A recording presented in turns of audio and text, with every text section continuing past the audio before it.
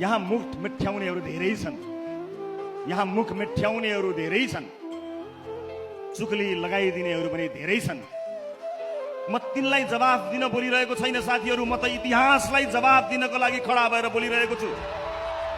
सरकार सञ्चालन गर्नको निमित्त रासोपाले चुनाव अगाडि नै पार्टीका वरिष्ठ नेता बालेन्द्र शाहको खुट्टामा बल पुर्याइसकेको छ। अब फटाफट गोल हान्ने जिम्मा बालेनजीको, अब फटाफट गोल हान्ने जिम्मा सम्माननीय प्रधानमन्त्री बालेन शाहजीको हुनेछ र उहाँले त्यसको निरन्तरता दिइरहनु भएको छ। झुकिएर त्यो बल कहीँ आएछ भने पनि त्यसलाई त्यही खुट्टामा पास गर्ने जिम्मा मेरो।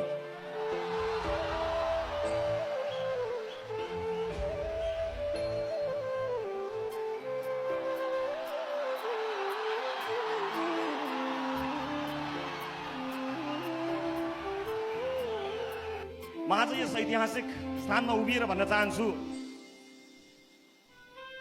हामीले नेपाली जनतालाई र इतिहासलाई साक्षी राखेर रासोपामा जुन सहमति गरेका छौं, त्यो सहमतिको एक एक अक्षर इमानदारीताका साथ पालना गर्ने प्रण म यहाँहरूलाई उभिएर गर्न चाहन्छु।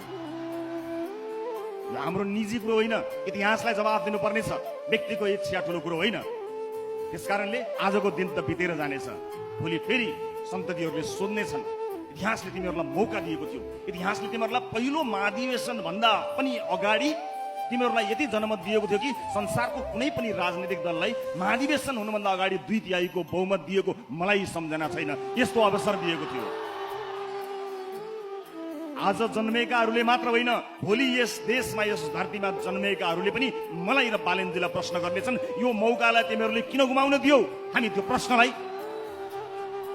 त्यो प्रश्नलाई सदाका लागि बाँच्न चाहन्छौँ इमानदारीताका साथ। यो अवसरलाई हामी सदुपयोग गर्न चाहन्छौँ, हाम्रा लागि होइन, आउने सन्ततिका लागि, जन्मिसकेका लागि मात्र होइन, जन्मन बाँकी यस देशका नागरिकका लागि पनि।